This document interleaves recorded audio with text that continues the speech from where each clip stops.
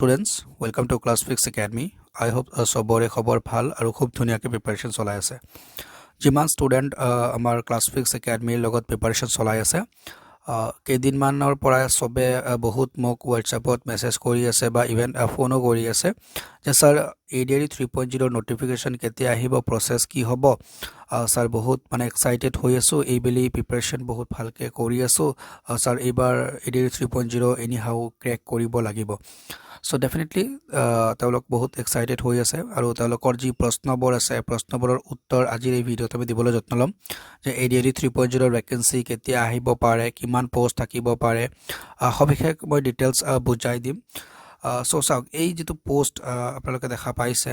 so পোষ্টত mention কৰা আছে ৰাজ্যত 2 লাখ চৰকাৰী নিযুক্তিৰ প্ৰক্ৰিয়া আৰম্ভ অৰ্থাৎ আপোনালোকৰ অহা 5 বছৰত যি 2 লাখ চাকৰি দিব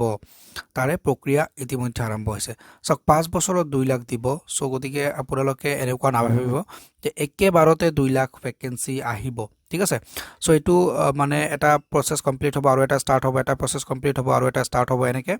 আপোনালোকৰ দুটা বা তিনটা ফেজত আপোনালোকৰ 2 লাখ ৰিক্ৰুটমেন্ট হ'ব ঠিক আছে যেনেকৈ ADRE 3.0 ৰ কথা আপোনালোকে কৈ আছে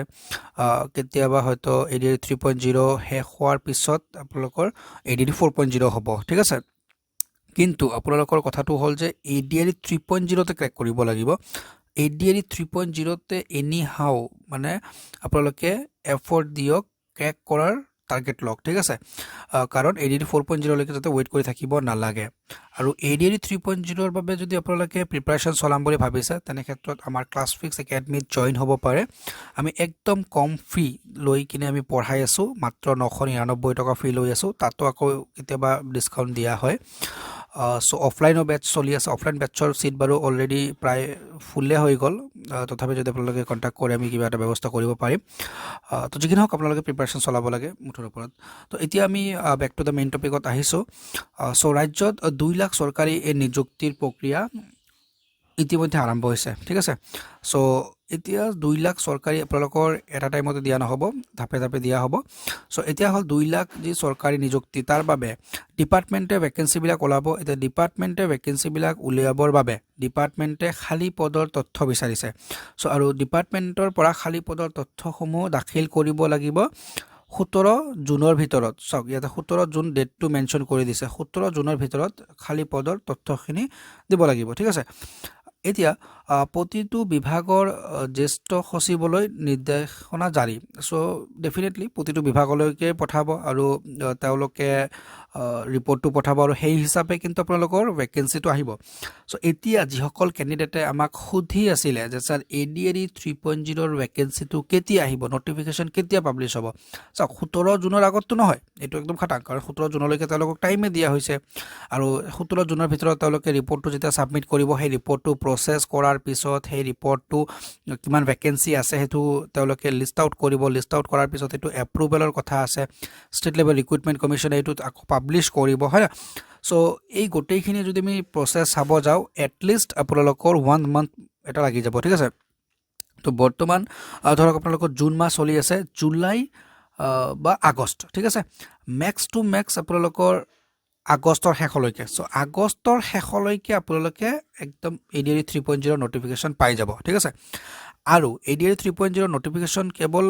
যে আপোনালোকৰ ADRE 3.0 নোটিফিকেশন আহিব তেনেকুৱা কোনো কথা নাই আপোনালোকৰ ADRE 3.0 নোটিফিকেশনৰ লগত লগে লগে আপোনালোকৰ GTPGTও আহি যাব কিন্তু আপোনালোকৰ বাকি ডিপাৰ্টমেন্ট বিলাকৰ ভ্যাকেন্সি আহি যাব আৰু যেনেকৈ CM ছাৰে জনাইছে যে আপোনালোকৰ যি ধৰক আপোনালোকৰ আসাম পুলিচৰ ফিজিকেলও কিন্তু খুব মানে সোনকালে আৰম্ভ হ'ব মানে নৱেম্বৰ মাহৰ পৰা আৰম্ভ হোৱাৰ কথা আছে চাওক এই যেটো 17 জুনৰ ভিতৰত যেটো নোটিস মানে ৰিপৰ্ট দিব দিছে তাৰে নোটিস এয়া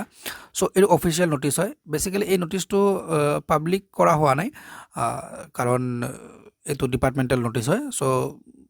আমাৰ বাবে তেনেকুৱা বিশেষ দৰকাৰ নাই কিন্তু এই যেটো নোটিস আছে নোটিসত ক্লিয়াৰলি মেনশন আছে যে 17 জুনৰ ভিতৰত ডিপাৰ্টমেন্টে খালি পদৰ গোটেইখিনি দাখিল কৰিব লাগিব ইনফৰমেশন বা ৰিপৰ্ট ঠিক আছে সো এতিয়া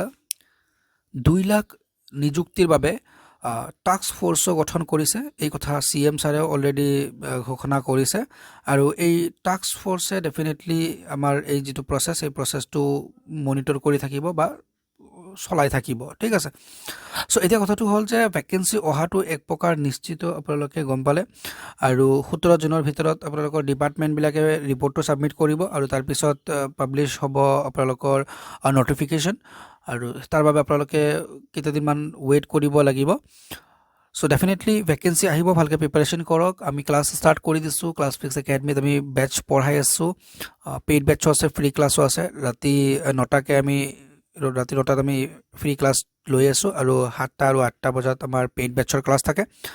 যদি কোনো ষ্টুডেন্ট জয়েন হ'ম বুলি ভাবি আছে ডেফিনেটলি আমাক কন্টাক্ট কৰিব পাৰে আমাৰ ডেসক্ৰিপচনত আমাৰ WhatsApp নম্বৰ দিয়া আছে বা আমাৰ ক্লাছ ফিক্স একাডেমি মোবাইল এপ্লিকেশনটো ডাউনলোড কৰি জয়েন হ'ব পাৰে সো ভালকে পঢ়ক এইবেলি যেটো অপৰচুনিটি পাই আছে এটো যাতে মিছ নহয় এইটোৱে মূল কথা বাই বাই টেক কেয়াৰ